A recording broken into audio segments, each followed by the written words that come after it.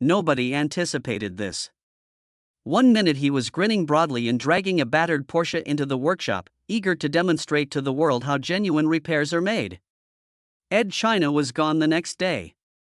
No final chuckle with Mike, no farewell on film. Millions of fans were left staring at their TVs in a state of abrupt silence, wondering what had snatched the king of huge orange gloves away from wheeler dealers. But when the cameras stopped, what actually happened? Some claim that the show's core was cut off due to an unexpected budget cut. There are rumors of a heated confrontation where you could hear wrenches falling. We'll dispel the rumors, sort the facts, and put the pieces of the truth together in the coming minutes. Stay put. Because those workshop doors could be opened again by a single, insignificant detail. Long before YouTube how-to videos took over the internet, in 2003, two very different British people stood in front of a single camera and permanently altered vehicle TV. Mike Brewer was a born hustler who sniffed out rusty deals in back alley car lots. He was a combination stand-up comedian and auction caller. Edd China stood tall next to him. Bright orange gloves and serene curiosity are all set to transform those wrecks into treasures fit for the road. The before and after reveal wasn't the only thing that drew viewers in. Edd's slowing down of time was the reason. He identified bolts, removed wheels, and explained every step of the process in terms that a child might imitate in the driveway. Edd demonstrated to an entire generation that a blown head gasket or seized brake caliper wasn't a death sentence, while Mike tallied expenses and made jokes about profit. It was an adventure for the weekend. It was an electrifying mix. From Brazil to Bahrain, viewer letters flooded in, pleading for deeper dives and longer fixes. The program was broadcasting in over 100 countries by the 6th season. In pursuit of new metal and a massive American audience, they moved the entire team off to sun-drenched California by the 9th. All of a sudden, the boys were cramming ancient Camaros, DeLoreans, and Ford Mustangs into their expanding collection while balancing more rigorous shoot schedules and sponsorship agreements that came with fine language they had never encountered before. Everything they touched appeared to shine brighter for a while. However, it became more difficult to keep all the plates spinning as the circus got bigger. Additionally, the first hairline cracks were beginning to appear behind those large workshop doors. Everything became more significant when the crew relocated to California. The stakes, the bills, the workshop. Cameras rolled before dawn, automobiles had to be sold by dinner, and the only thing moving faster than the bills was the pile of takeout boxes by the door. Velocity, the new network, wanted faster episodes and more programming in less time. It appeared to be a dream at first. There were sparkling lifts, muscle vehicles lounging in every nook and cranny of the enormous business. The parts budget seemed limitless, and there were tool chests taller than most persons. But there were guidelines in the dream. Using script sheets and stopwatches, producers paced the floor. A brake job that used to take 10 screen minutes now only took 30. A narration in 5 short shots replaced a thorough engine breakdown. Edd was the first to notice the shift. He had a passion for teaching. It was like tearing pages out of his guidebook with every cut. He pleaded for additional time to fix the problem. Mike made an effort to appease everyone. After shaking hands with the sponsors, he went to see how Edd was doing. But the distance continued to widen. On camera, they continued to chuckle. But the smiles were thin in between takes. Fans took note. Internet forums blazed. Why the haste? The detail is missing. The steps that allowed people to fix along at home were missed by viewers from Brazil to Birmingham. The show's core was slipping, but the ratings remained high. Edd usually stayed up late. In the hopes that the editor would keep them, he shot more close-ups. Many were never admitted. He saw entire classes fall to the floor of the cutting room. Like steam in a whistling kettle, pressure increased. Everyone knew it was about to explode. Edd then clicked upload on a 6-minute video in March 2017. The entire workshop trembled. YouTube was smacked like a dropped wrench. A 6-minute video titled "I'm Leaving Wheeler Dealers" was posted on Edd China's channel on March 21, 2017. No jokes, no clickbait. Edd was sitting at a simple desk with his eyes fixed on the lens, wearing orange gloves. His words were clear as he talked slowly. He claimed that the new leadership intended to shorten the repair scenes. Efficiency was the name given to it. Edd's response was brief. Without actual repairs, a vehicle show isn't really a car show. He decided to walk instead. He congratulated Mike, thanked the fans, and even sent good vibes to the network. You could sense the hurt between the courteous phrases, though. Viewers perceived a stronger message when he stated, "I can't support that direction." For speed, the show's core was being cut away. An hour later, the comments were roaring. Forums saw a surge in shares. Automobile blogs and Facebook groups. The report was on car news websites by lunchtime. It was trending on Twitter by dinner time. People looked for hidden hints, marked screenshots, and clipped quotations. Edd was applauded by some for sticking to his principles. Some questioned why Mike hadn't put up more of a fight. Like a tack needle, the view counters whirled. 5, 2, 1 million. Edd and Mike were contacted by reporters to provide statements. The network sent out a brief message. The show is still going strong. Seemed flimsy. Edd smiled tightly as his tape came to a close. He spoke to the camera, "Keep making, keep fixing, and I'll see you soon." He gestured. As the television went blank, theories from the internet flooded into the void. Shock was merely the initial reaction, but fans felt they now knew the reality. The storm would arrive next, and Mike Brewer would be hit first. Mike Brewer was struck by the criticism like a brick through a windshield. Anger-filled posts began to appear on all platforms within hours after Edd's video. Brewer was labeled a sellout by several fans who claimed he allowed the show to lose its spirit. Some used stronger language, threatening things that had nothing to do with gasket leaks or rusted autos. Mike attempted to defuse the situation by tweeting that he had pleaded with the network to preserve the lengthy repair scenes and that he loved Edd like a brother. It was ineffective. The flood continued to rise. The rage soon overflowed into actual life. Hate letters flooded Mike's inbox. Someone would visit his home, according to one message. His adolescent daughter was pulled into the turmoil by another. Mike called the police because he was shaken, and they opened a file and warned him to keep an eye on himself. The tension almost broke him, he later confessed. Edd even intervened, stating that people should not threaten Mike and urging them to calm down. However, a spark may start a wildfire on the internet, and this one was raging. Sponsors became jittery. A tire company dropped a scheduled advertisement. In a larger press release, the network stated that Wheeler Dealers would change while remaining loyal to its origins. They introduced Edd China, a new mechanic with a quick build and a humorous personality. Curious to see new blood, some viewers cheered. Others yelled, declared they were permanently done with the show, and were replaceable. Nevertheless, despite the commotion, a lot of admirers watched Edd and Mike in the hopes that they would reconcile. But for the moment, the separation felt definitive. The newcomer Edd was about to discover exactly how intense the spotlight might be, as Mike prepared for his first episode without Edd. The cameras continued to roll after the dust settled, but the tools had a new face. With a smile nearly as broad as Edd's, Edd China, a former police officer who now builds cars, entered the workshop. He was quick with an impact wrench and even faster with a joke. The network anticipated that his enthusiasm would win them over again. On a bright blue Mustang, Edd's first episode began. He disassembled it, quickly replaced a gearbox, and painted it like a cake frosting artist.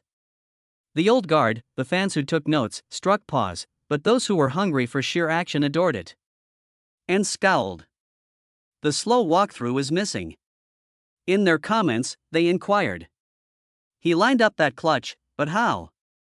No new charm could cover the lost pages, and the step-by-step instruction was still shortened. Edd made an effort to fill the void. He sought to get them online after filming extra side segments that broke down difficult jobs in between takes. Some of these made YouTube. The majority remained on a hard drive. The fan base divided, but the ratings remained constant. The show's pulse had been missed by those who were content with quick thrills. Mike tried his hardest to guide the new team. He praised Ant's abilities, hinted at larger buildings, and said there would be more depth the next time. However, the identical shadow was there in every social media post. Bring Edd back. Ant made a joke about being the most adored and despised mechanic on television. The pressure felt like a V8 block on a folding bench while it wasn't on camera. Nevertheless, automobiles continued to roll in and out. On TV, a military Humvee, a dirty Ferrari, and a 240Z were all flipped for financial gain. The show's ratings demonstrated its viability, but would it ever feel the same? Edd withdrew into a quiet workshop on the outskirts of the English countryside while Brewer and Anstead pursued the next business. The tall man in orange gloves said very little for 4 years, appearing exclusively at charity runs and auto events. Supporters kept inquiring about his whereabouts. They eventually received a response in 2021 in the form of Edd China's Workshop Diaries, a brand new YouTube series. On a Friday night, the debut episode was released. Just Edd, a weary Range Rover waiting for help, and a kettle simmering in the background, no gaudy graphics or TV schedule. He rolled up his sleeves and got to work after greeting the audience as if they were old friends. Here, there were no hurried montages. In real time, each bolt came loose. A clear close-up was taken of each worn seal. Even stopped to make quick sketches on a whiteboard when a task required more explanation. It was slower, deeper, and completely under his control, much like in the early days of Wheeler Dealers. The initiatives quickly got out of control. He added an electric motor to a milk float he had restored from the 1960s one week. Then he brought back to life the motorized sofa that had once sped through the streets of London, setting a new record. The audience adored it. Gratitude-filled comments. I can now see the entire job once more. The channel, which was supported by advertisements, Patreon backers, and the odd large hands, little garage, and t-shirt sale, had surpassed 500,000 subscribers by the 10th upload. Edd moved at his own speed without network directives. He occasionally took a hiatus to lecture at engineering fairs or search rare parts, but in other months he wrote every Friday. No one voiced any complaints. When the task was really ready, they knew the next video will be released. He only selected tools he had previously used when sponsors knocked on his door. It's not in the show if it's not in my toolbox, he joked. Ant Anstead's tenure with Wheeler Dealers came to an end in 2020 when he relocated to the UK for family reasons. Mark Elvis Priestley, a former McLaren F1 mechanic, was chosen by the network to replace him. The show shot its 2021 season in a new British workshop, where Priestley contributed his keen abilities and easy chuckle. Fans continued to compare every slow-motion well to Edd's thorough walkthroughs, despite the ratings remaining stable. Both routes appeared to be set by 2024. Edd teaches on his own schedule. Though rumors of a reunion continued to circulate through the forums, Mike was driving a lighter, faster TV machine. Never say never, as Brewer would say. Edd would smile and nod before shifting the conversation. With two distinct worlds flourishing, there was only one unanswered question. Were both men content to drive on different roads permanently, or would they ever feel the need to close the distance? As usual, the answer was just around the next corner. The two routes appeared to be decided by 2023, but the internet enjoys a twist. One statement published by a little auto blog early that year sparked a lot of excitement among fans.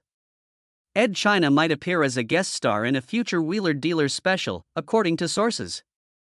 Just enough spark to ignite pages of debate, no names, no dates. The Reddit threads were miles long. Some claimed to have seen Edd at Goodwood having lunch with a producer of Motor Trend. According to others, Mike and Edd were secretly organizing a charity build to commemorate the 25th anniversary of the show. The door was not banged by either man.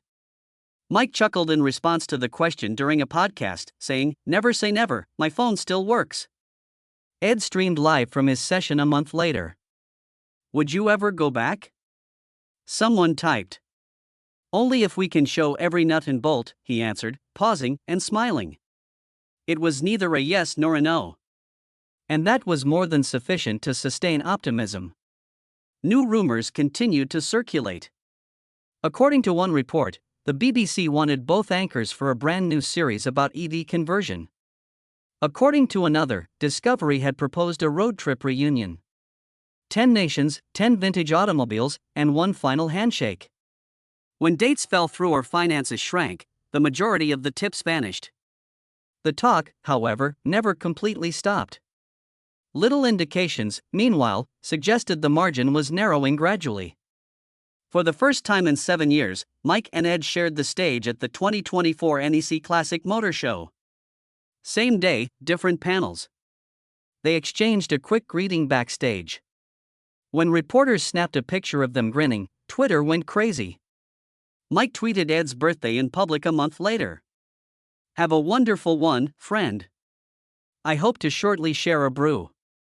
Edd gave a thumbs up emoji to the post. Basic motions. However, they felt like new oil on a rusted hinge to die-hard admirers. Both men stayed busy out of the spotlight. Edd hinted that alternative fuels would be his next big thing when he tried a hydrogen-powered cab. Mike teased, "the biggest profit we've ever made," while filming the 20th season of the show.